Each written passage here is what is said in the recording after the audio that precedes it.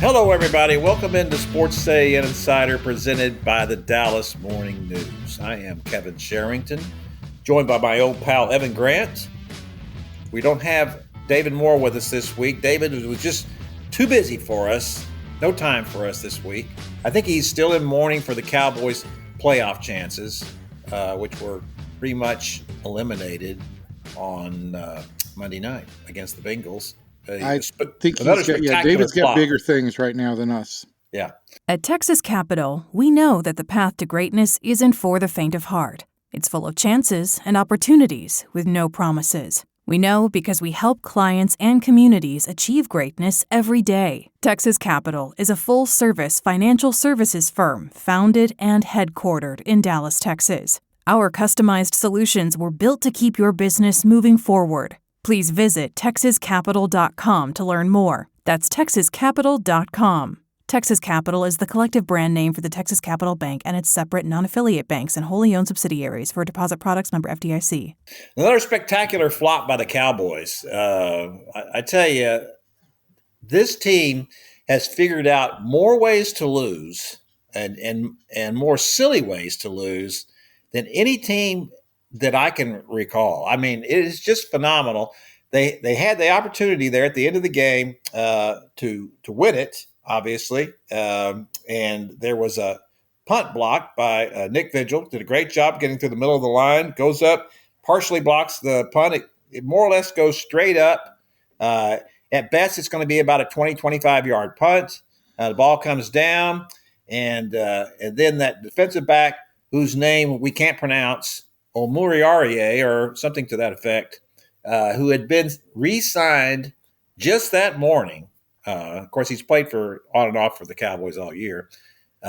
Turns around, tries to scoop it up. The ball bounces up, as a football will do, you know. It's got those points on both ends.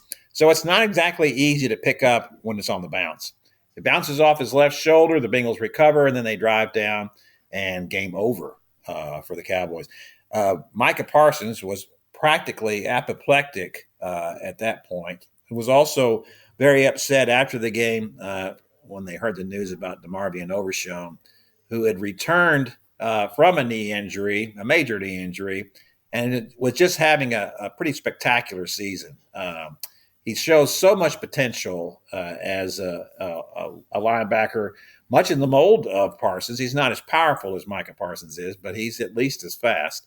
And anyway, he has blew out all three of the major ligaments in his knee, and they have not announced yet when he will have surgery or exactly what he's going to have done. But my guess is that he will be out for a year. So if he comes back next year, it will be late in the season. And, you know, Lord knows how he returns from another surgery that's significant. When your game is kind of predicated on speed like his is, that's a really tough thing to endure and to come back from. I wish him all the best. He's by all accounts, a very good guy and a really good teammate, and was really off to a great start to his career. And now he's had two major knee injuries. I guess the only good thing about all of this is that these things do get repaired now. If this had been 30 or 40 years ago, his career would have already been over. So that's just more bad news for the Cowboys. I just don't know how much more they can endure like this. It just feels like the karma train just crashed into them this season. Everything that could possibly go wrong has gone wrong. Luck is the residue of good preparation, right? So what is bad karma? Is the residue of some residue of something. There's some residue on the Cowboys, that's for sure. There's definitely that.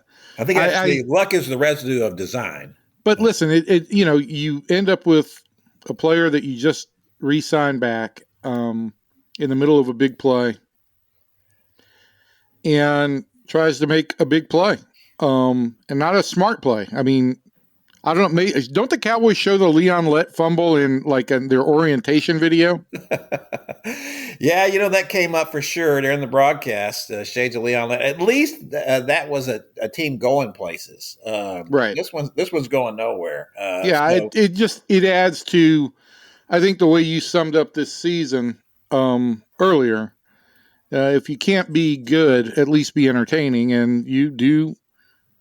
The Cowboys, for no other reason, you should tune into the Cowboys to see what kind of trash pops up there next. Oh, it's just unbelievable. And here's the thing about it on special teams.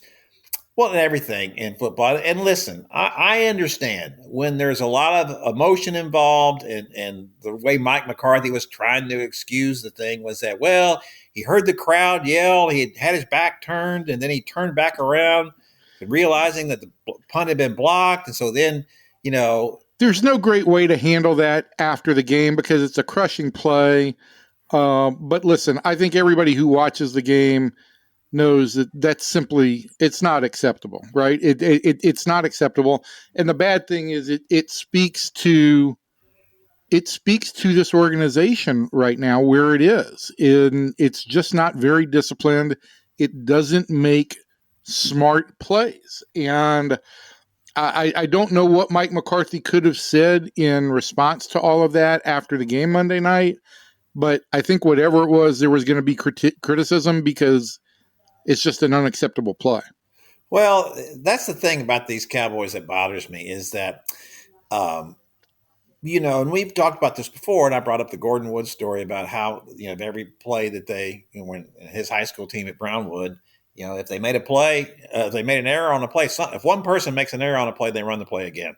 And to me, that's the kind of discipline it requires. You can tell players that this is what, we do, and this is how we're going to do it.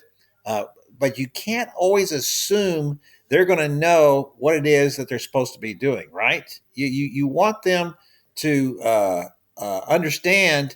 It's almost as if you want to say to them, I want you to show me now. If this happens, what do you do in this situation?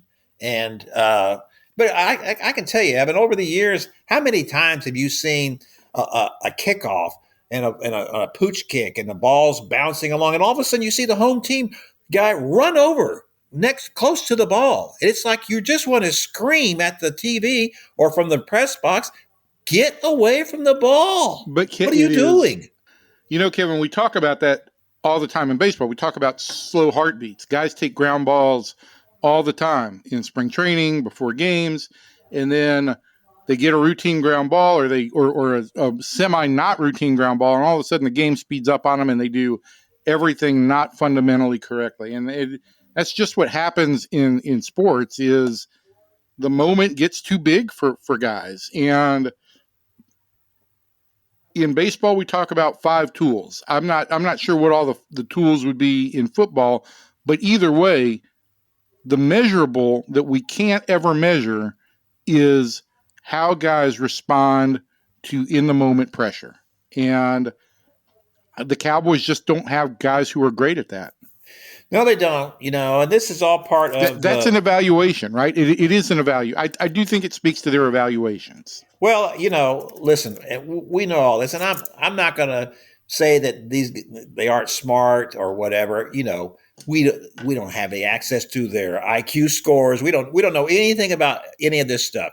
It has nothing to do with smarts. Well, it doesn't, but it has to do with coachability and are you a coachable player? And these are the kind of things that I'm assuming the Cowboys are looking for, but I can't be sure of that. In their evaluation process, I don't know if they're looking at more at the measurables. The things that size, speed, length, all that kind of stuff, or how much do you put into a player who's going to really work hard? You've done background stuff on him, coachable, going to do all the right things.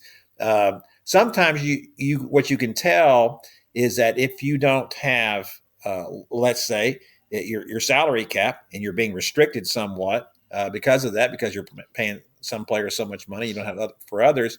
You kind of will take a chance on a player if that player has a little something extra. I'm going to use an example of a guy like Devontae Turpin, who obviously is a terrific special teams player and an occasional threat as a wide receiver. There's nothing wrong with him whatsoever, except that he's a little wild on special teams as well. Even on that great punt, the kick return he had for 91 yards or 99 yards for a touchdown, the ball went between his legs first. you know? Right. And so that was almost a catastrophe, and he turns it into that. That's kind of what Cavante Turpin Well, does. there's a sliding scale, right? Some guys tilt more towards skill. Some guys tilt more towards instinct. To me, I'd rather have a team that's not going to make mistakes. You know, Right. I sacrifice a little bit of somebody's athletic ability if I know that this person is going to make all the plays I want. It's I've always said that about a shortstop. I don't care what your range is. If you're going to make a lot of errors, you know, I don't want that. I'd rather have a guy who makes all the plays he's supposed to make and maybe a couple extra. And then if we get that, then fine. And that's be predictable, right? This is the thing yeah. on the baseball side. This is the thing I think that drives you nuts about Leody Taveras. Unpredictable. You Yes. don't know what he's going to do from game to game. Same thing applies. Managers and coaches want predictability. They want to know that in that situation, you know, get out of the way. Know that you've got to get out of the way. Don't try and make plays bigger than you. And I hate to keep coming back to this, but I look at this Cowboys team.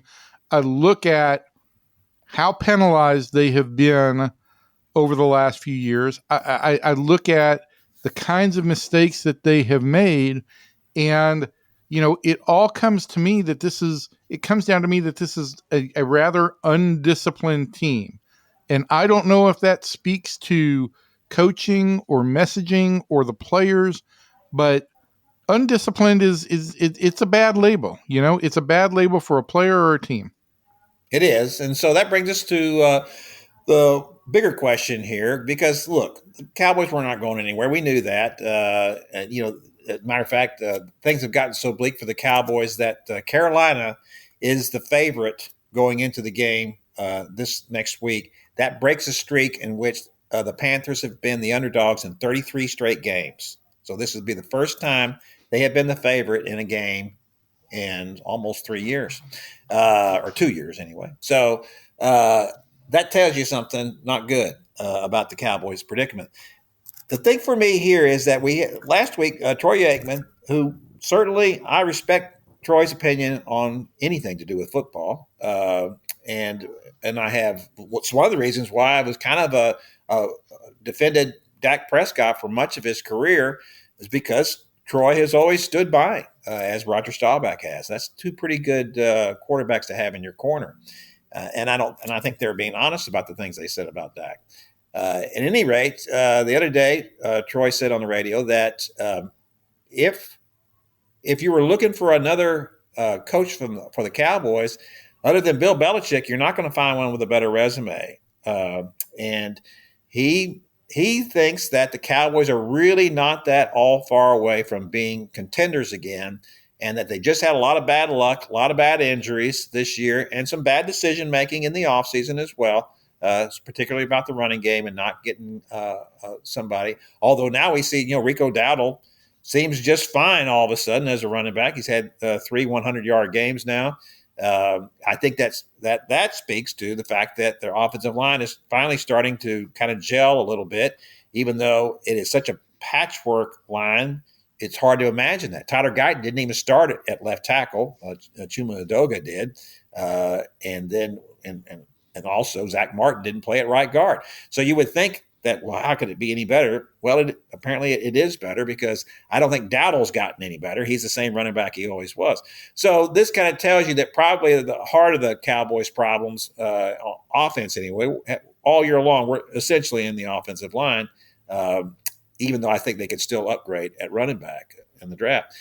But so the question for me is now, Evan, since Troy said that, and we have just kind of basically said all along this season that we think that Jerry Jones is looking for any reason possible to fire Mike McCarthy. He didn't re-sign him. He's in the last year of his contract. But Troy says he thinks that Jerry would like to keep him.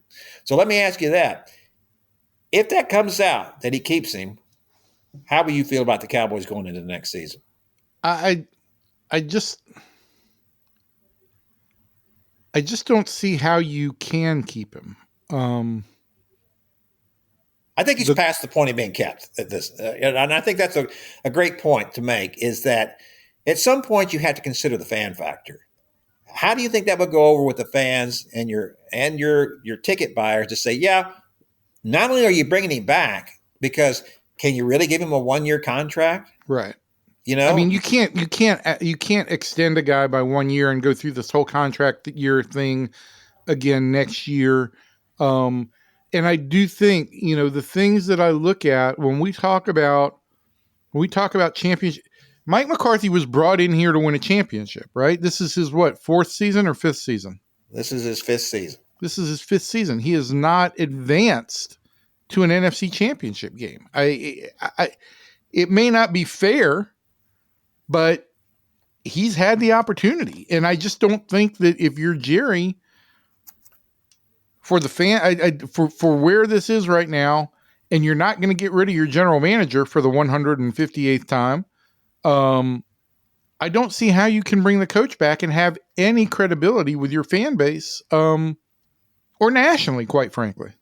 No, I don't think so either. I mean, it's one thing if you didn't think you had a choice. I think you clearly have a choice. That whole Bill Belichick thing going to North Carolina, I guess that was a big ruse, huh? He's interviewed with them apparently twice, and he still hasn't taken the job. Do you think that North Carolina would have any qualms about offering that job to Bill Belichick? No. The Bill Belichick to North Carolina thing makes like zero sense to me. You just got rid of a coach who was in his 70s and maybe seemed to be somewhat losing his touch on football. Why would you hire another coach in his 70s? Hasn't coached in colleges and God knows how long. The only thing I was thinking about was Bill Belichick's 24-year-old girlfriend wanted to go do some postgraduate studies. That was the only thing I could you like that line. You were just dying to use it. It doesn't make sense to me. And I think you want a younger coach if you're North Carolina. But if they want to offer him the job, they want to offer him the job. To me, it all smacks of Belichick trying to send a message publicly to Jerry, shoot your shot. Well, for sure. Look, here's the thing. I don't want to be someone who's 68 years old. I don't want to be talking about ageism here. If a guy can coach, he can coach. It's not just because they're both in their 70s doesn't mean they're the same coach either. For all of his fine qualities, Mac Brown was not a guy you would think of as a disciplinarian. Is not a guy that he does not bring the same skill set that Bill Belichick does. Right. Frankly, I would rather have Mac Brown as my college coach than Bill Belichick, because at least he understands boosters and NIL and all the rest of the stuff, which Bill Belichick will have nothing to do with, clearly. But my point is that he was just obviously doing that for grins, right? To do that and maybe to goose Jerry to do something here. To me, the one thing that I would want Bill Belichick to bring to this team is the one thing that it needs is discipline. I think that if Bill Belichick is the coach of this team, everything's going to be buttoned up. We have we got everything done right? He's not going to let, Bones Fossil talk him into crazy things and crazy decisions about stuff to do on the field. I know that Fossil has a great reputation in the NFL as a special teams coach, but once again, it comes off to me as, are you doing all the fundamental things right? All the bells and whistles and the blocks and the fakes and all the fake punts and whatever, all that kind of stuff. You're not doing that all the time. You just do that occasionally. And when the Cowboys have done it this year, they have screwed it up. I would rather know that they were going to do everything right. Here's my question on this is, I think we all look at Belichick as a hard ass, right? No BS. He's not going to put up with any of that, yada, yada, yada. And I don't know in this day and age if that guy can reach the NFL player. He's a great X's and O's coach. I don't know if you need a different skill set to relate to these players. And I tell you why I think he does. Because of those 8 Super Bowls. Yeah, he has. That's the difference. You can do that kind of thing, just like Nick Saban. Nick Saban was a hard ass too, but did players still come there and play for him? Was he still getting top recruits? Yes, he was, because these players knew this guy will get me in the NFL. I will win championships and go to the NFL. If you have the resume and the credibility, yes, I think you can get away with it. Not everybody can. That's the question. My backup pick was Mike Vrabel. Obviously he's from the Belichick tree. I think he would be a really good choice. Is he going to have a harder time selling that kind of? I don't think he's that same kind of coach, but he probably leans that direction a little bit. Can he sell that as much as Bill Belichick can? No, he can't, because he doesn't have 8 Lombardis. So that's the difference to me. That if these guys will respond to that if they know that's what's coming. Now, does it mean they're going to win? I don't know. We've seen what history has said about guys winning Super Bowls at multiple stops, Super Bowls with multiple quarterbacks. It's pretty much married to one coach, one quarterback. Right. But it doesn't mean you don't go ahead and try that again. I mean, I hear what everybody's saying. You need a younger coach. Look at this Ben Johnson, the offensive coordinator of the Lions. He's the new hot commodity. He'll probably get a head coaching job, I'm guessing. And look what McVay did. Sean McVay did for the Rams. Won a Super Bowl. Brilliant young mind. And yes, I get that. I just don't trust the Cowboys to find one. Right. That's the thing. I think that I'd rather see them go out and get a guy who's done it before. For everything that Mike McCarthy has done wrong, he did have 3 12-win seasons. I give him credit for that. I give him credit for getting the team headed in the right direction. They simply couldn't push it past the goal line. And there's just been, throughout Mike McCarthy's tenure here, it's just kind of been one embarrassing moment after another, even in those 12-win seasons, because of the way the seasons ended. We remember the playoff where Dak's trying to get to spike the ball, get off one last play, and the clock expires and they can't get the playoff. That is embarrassing. The Cowboys have had too many of those kind of embarrassing moments under Mike McCarthy. Whether that was just bad karma or bad luck, I don't know what it is, but it has kind of been a defining thing about his tenure as the head coach of the Cowboys.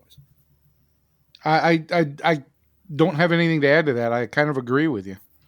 Yeah, I just think that the two things are, no matter how much Jerry wants to keep him, he cannot sell him to this fan base. The time has come and gone.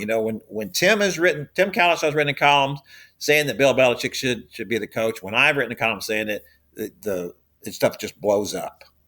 This is what the fan base, and there's a lot of people who don't like the idea of Bill Belichick either. But the point is that everybody's ready for it to be somebody else. Right.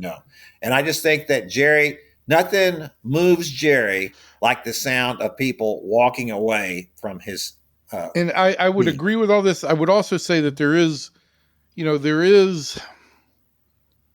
one point here, and the point for me, and I do think we've passed this point on McCarthy, but there does come a point where you have to say, I'm not going to be motivated entirely by the emotional fan. I'm going to do what I need to do, even if that makes me a little bit less popular. But I just do think that at this point, the way this season was set up and the way this season has taken place, and the fact that the Cowboys' problems, forget about the injuries for a moment, the Cowboys' problems of shooting themselves in the foot has only seemed to increase this year. To me, that just means that you don't really have a choice. No. But then I'm going to disagree with you what you said about Jerry. Jerry's never going to be the guy to try to do the right thing. He's going to try to do the most. No, I didn't say that Jerry is the guy to do the right thing. I just said that to operate a sports franchise proper way, at some point in time, you have to also be willing to say this may not be popular with fans, but it's the right call for the franchise. Yeah. I don't think that Jerry ever thinks that way. No, I don't. I think that Jerry is going to do what he wants to do if it's going to make him look better. Well, we know that. I mean, we know what the situation is there. It's just like him keeping Jason Garrett for so long. He was determined that Jason was going to be his Tom Landry, and that just never worked out. So right. So anyway, the Cowboys dither on. It's just remarkable in this season to watch the Cowboys play like they do. It's almost like you're waiting for something like this to happen over the course of the game. And last night, late in the game, they really played pretty well the entire game. Defense had played great. Offense had played okay. It was one of their better games. Even though the Bengals' record is just 5-8, the Bengals, they got a lot of talent on offense. Their problem is they don't have much talent on defense. But the Bengals soldier on, and the Cowboys are on their way to oblivion. All right, that's going to do it for the Cowboys segment of our podcast. Now we're going to talk about colleges. At Texas Capital, we know that the path to greatness isn't for the faint of heart. It's full of chances and opportunities with no promises. We know because we help clients and communities achieve greatness every day. Texas Capital is a full-service financial services firm founded and headquartered in Dallas, Texas. Our customized solutions were built to keep your business moving forward. Please visit texascapital.com to learn more. That's texascapital.com. Texas Capital is the collective brand name for the Texas Capital Bank and its separate non-affiliate banks and wholly owned subsidiaries. For deposit products, member FDIC. Evan and I went to Atlanta over the weekend. Evan's home stomping grounds. He showed me all the sites. He showed me where he had his first date. His first date, that was at the mall over there, where it was right across the street from the hotel that we stayed at. What was that mall, Evan? Lenox Square Mall, Kevin. And what was the name of your date? Judy. Judy? Yeah. Judy, we'll just leave it at Judy. Yeah. Yeah.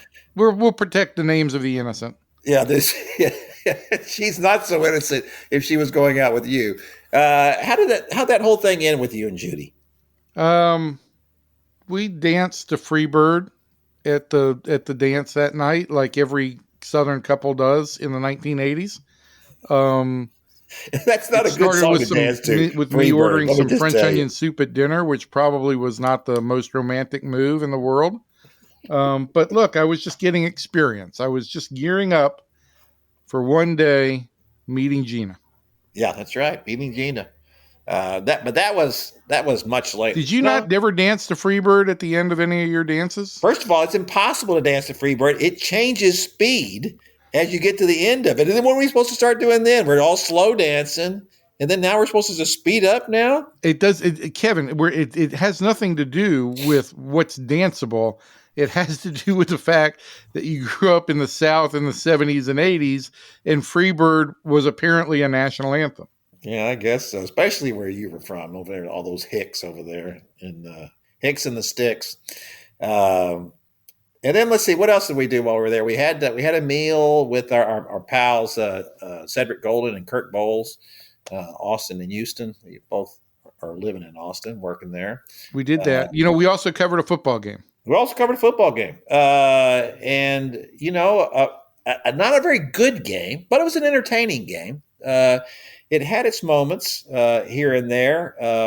In the first half, Texas dominated Georgia. Dominated them in the first half and Evan looked all this up. In the first half of the first game Texas played against Georgia, Ewers threw for 17 yards. Had to be replaced at one point by Arch Manning. It was just going so poorly. He threw for 228 yards in the first half. 228 in the first half, yeah. The other day, and all they had was 6 points. Part of the problem was they weren't running the ball, and that was really the whole problem of the game. They ran for 29 yards the first time against Georgia. They improved to 31 yards this time. Yeah, but Kevin, I mean, the thing for me that was so problematic about it was, the first game against Georgia, they did have trouble running the ball, without a doubt. It seemed like the Texas offense changed for the better, particularly where it came to running the ball after that Georgia game. And they had come into the SEC championship game coming off of 240 and 250 yard games on the ground. And Georgia had been on the reverse track defensively.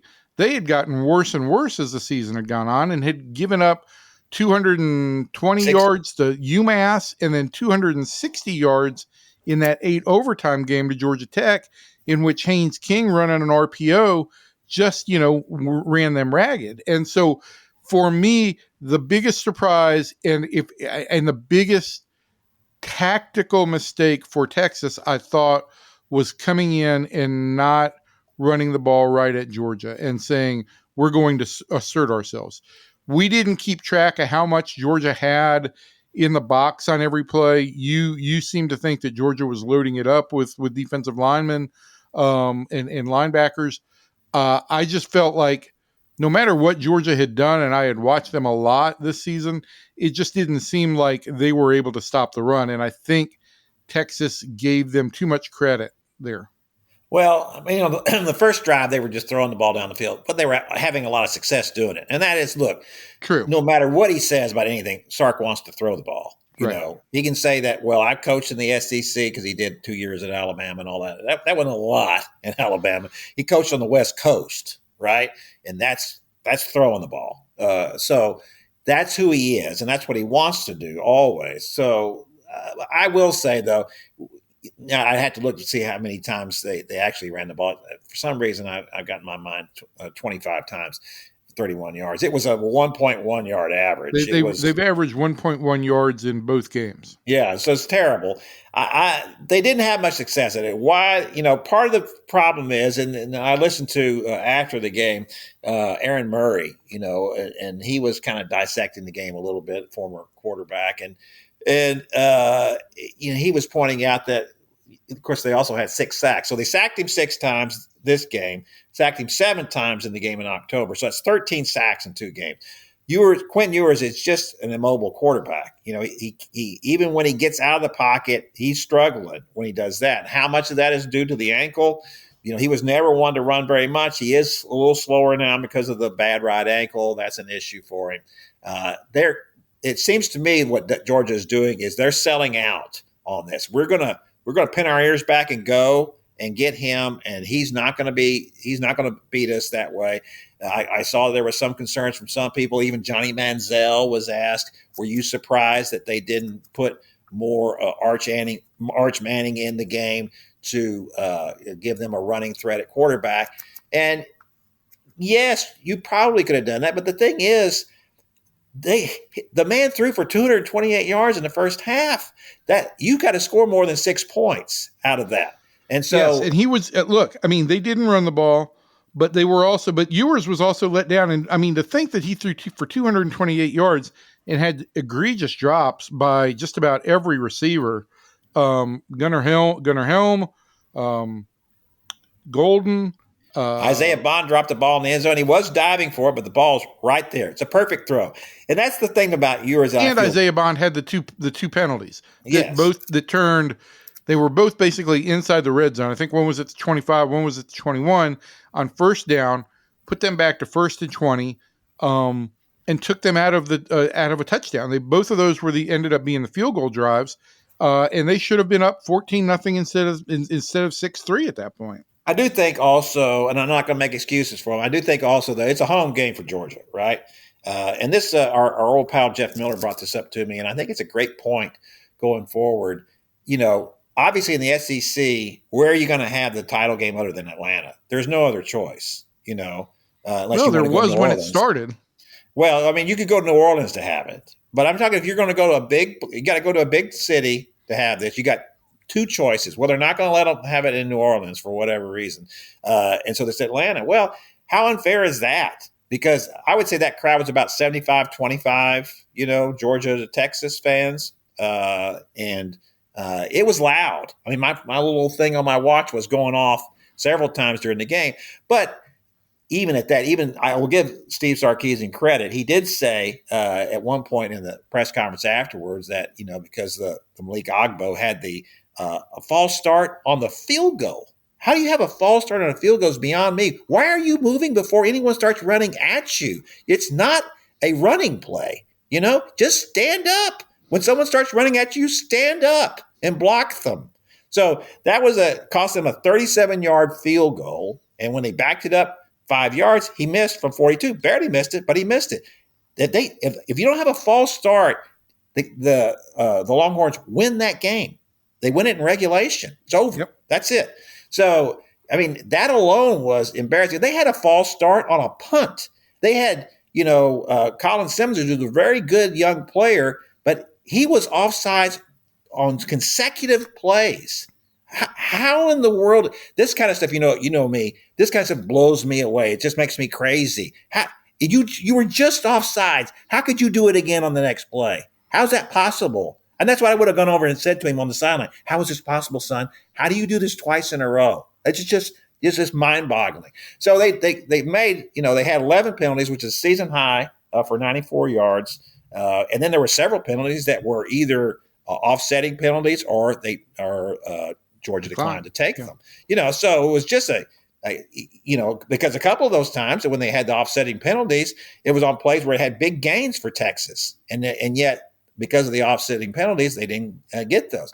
So, really, it would be interesting to look at all of that stuff. Not obviously, you're not going to have a mistake-free game, but if you were to look at all that, the score should have been in the 30s. It should have been 34-16. They really dominated Georgia, because then in the second half, even though they scored 19. Georgia scored 19 points in the second half behind Gunnar Stockton. Look at his numbers. He threw for 71 yards in the second half in overtime. That's not the kind of thing that should win a game for you, right? Right. Trevor Etienne was very good in the second half of that game. There's no question about that. Their running game did open up much more in the second half. I think probably by that time, Texas was not prepared for this. They'd done a great job against Carson Beck once again in the first half until he got hurt. And the crazy thing for me, Evan, and looking at this going forward, is that everybody keeps picking Georgia now to just basically mow right through this. I'm seeing most people are picking Georgia to win it all over Oregon. And we have no idea if Carson Beck's even going to be able to play again. Yep. I mean, to me, look, the way that injury took place, it certainly looked like there was some degree of, and this is the baseball guy in me speaking, that there was some degree of UCL involvement in that. And I swear, Explain what that is, Evan, the UCL. Huh? Explain what that is, the UCL. That's the ulnar collateral ligament. In your elbow. Your elbow. Yes. And I was, second half when I saw him on the sidelines, I was certain that he had an ice pack on that part of the arm. And if he's that's Brock Purdy. I mean, that's the injury Brock Purdy had. So I don't know how Georgia would respond if Carson Beck is unable to play. I also have seen a lot of people talking about what an easy road Georgia has. Well, I think Notre Dame is going to throttle Indiana, and then playing Notre Dame is never easy. So that is, you can say what you want. That's still a challenging football game. What Stockton did do was ran the ball well a few times. And look, I feel like when Georgia stopped them and held them to 6 points, and then they got the emotional stuff about Beck at halftime, I think they just came out as a much more motivated team in the second half. Well, I don't think there's any question of that. And I do think what we saw, look, what's going to happen now is teams are going to have film on Gunnar Stockton now, and they're going to study that. They're going to see how to stop him. You saw when he was under pressure, he did not look good. Now, a couple of times he did roll out and made a couple of nice plays and had a really great throw and really great catch, a toe tap by Delt going out of bounds one time. But the interception was a terrible play. Jahdae Barron's catch, he just threw that up for grabs. And the fumble that he had where the ball went out of bounds. Yes, that ball was like a 50-yard fumble. I don't know if I've ever seen a ball fumbled further than that. So I guess the question we should ask now, how do you feel about Texas going forward?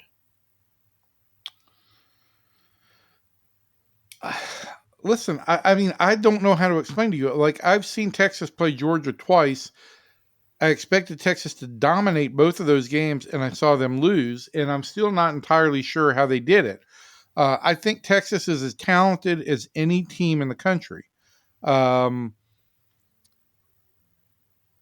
We've not been in this situation before, as far as the playoff goes, but having to play 4 games to win a national championship is a lot.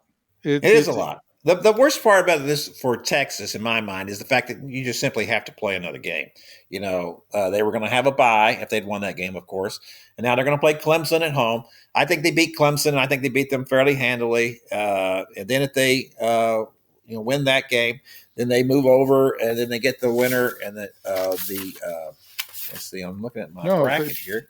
Where did I They go? have Arizona State. They have Arizona State. Arizona State's playing better now, certainly, and they have one of the nation's best running backs in Cam Scatterboot. But I just don't really believe in Arizona State. They lost to Texas Tech. I'm really struggling with that. The thing here, if you looked on the ESPN bet odds, they have the way they have it set up, that they have Texas has the second easiest path to the title, other than Penn State, and of the teams that are playing that first round game. But even the teams that are playing that have a bye the first week have some of them have tough games their first game. So I do think that it sets up pretty well for Texas. I think it sets up well for SMU. The same thing, if they can beat Penn State this week, then they get Boise. I think that they're better than Boise. I think, obviously, they have a wonderful running back in Ashton Jeanty, but I think that what we saw at the end of that game, even though he didn't play well in the first half, Kevin Jennings was phenomenal in the second half, and on that last drive. I mean, his ability to get out of trouble, that is going to be. I would love for the committee to have set up this first round game between Texas and SMU. I would have too. It made all the sense in the world to do it. I mean, they did it with Indiana and Notre Dame. I'm not saying they set it up for that, but the whole idea, or one of the concerns, I should say, of the playoffs was that, we don't want fans to have to travel too much. If you're going to, if 4 games, if that's what it ends up being, that's a lot to ask fans to do. Well, you had the opportunity to have fans that are 3 hours apart from each other. And plus the intrigue of an old Southwest Conference rivalry. I'd have to go back and look the last time they played. I'm sure the last time they played must have been before the conference broke up. The Southwest Conference broke up. I don't think they played them since then. Maybe not. At any rate, the study and contrast between the two quarterbacks will be phenomenal. The fact that Jennings throws so well on the run. He's got a terrific arm. Throws so well on the run. Some of those throws he made on the run, pinpoint passes to the sideline, tremendous plays. Now, we know he's also capable of making some mistakes, as he did in the first quarter, in the first half, when Clemson went up 21-7. But the fact that he brought his team back from that, I can only say, first of all, why did you kick off at the end of the game, Lashley? Why not squib kick that, make them pick it up, exhaust the clock a little bit. They get the ball at the 35, no big deal. Don't give them the opportunity to run this ball all the way back. They didn't run it all the way back, but they ran it 46 yards, one pass, boom, and then the kid kicks the 56-yarder to win it. Yep. I mean, that's just a heartbreaking way to lose that game. But anyway, I do think that both of these teams, if they get past Penn State, then they got Boise, and then they'd have to play, listen, in the bottom half of the bracket right now, if Georgia really is impacted by the loss of Carson Beck, and if Gunnar Stockton's going to be the quarterback, that's not a bad place to be, is in that bottom half of the bracket. I do think Oregon is the real deal. They're still undefeated. We still haven't seen them be challenged, really. So that's going to be a little bit harder to get past them if they do, if Oregon beats the winner of the Tennessee-Ohio State game. But I will say this, too.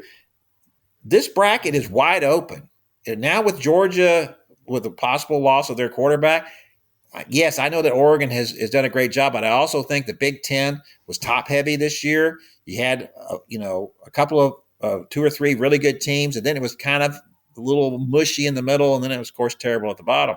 It's not like the SEC at all, where it's such a grind every week, and you saw, maybe 7 or 8 teams that were really strong. Right.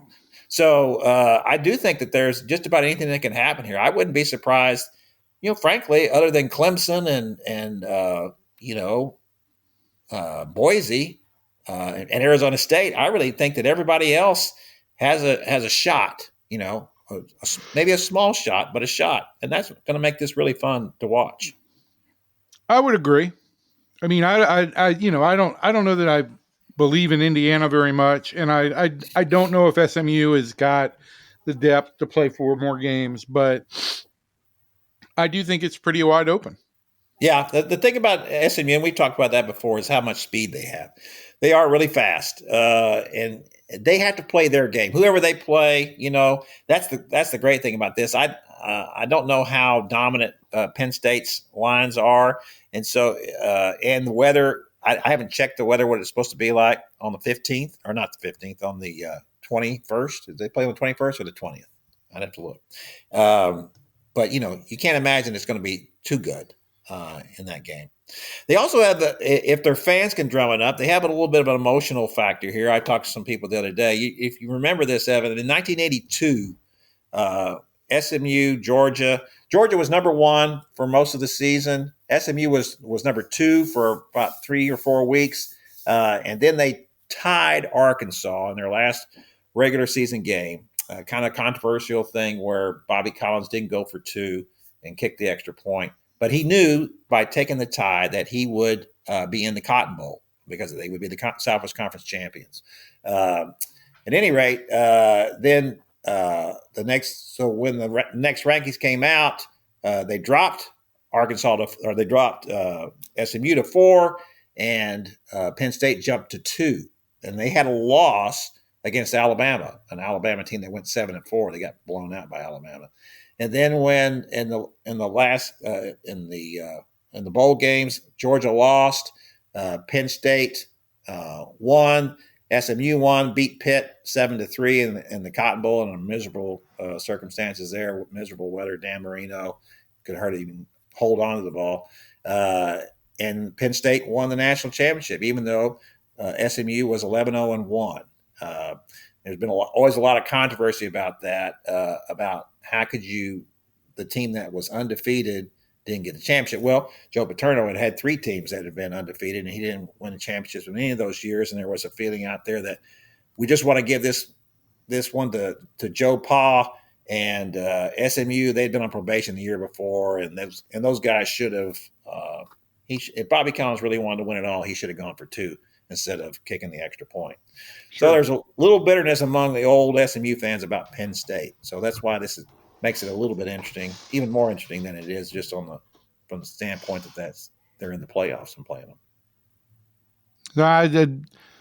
I'm really excited. It's been an exciting season, and I'm excited to see where this playoff goes. Yeah, me too. It'll be a lot of fun, and we'll see. And we'll be out there. Evan and I will be down in Austin for the game against Clemson. And then the plan is if they keep winning, we'll keep going. We'll follow them wherever they go at SMU as well. Tim Kalishaw and Leah Simakopoulos will be there at that game in Happy Valley. And the Dallas Morning News will be all over these teams, which is at least some real football being played in Texas, even if it's not being played professionally. Correct. They are being paid professionally, but it's not being played professionally. Correct. Yeah. Okay. All right. That's going to do it for our podcast this week. We thank you for tuning in. Be back next week. That'll be our last podcast of the year because we're not doing one on Christmas Eve. We'd love to put that in your stocking, but no, we're not doing that. We're going to take that one off. So from everybody in here to everybody out there, thanks, and we'll see you next time.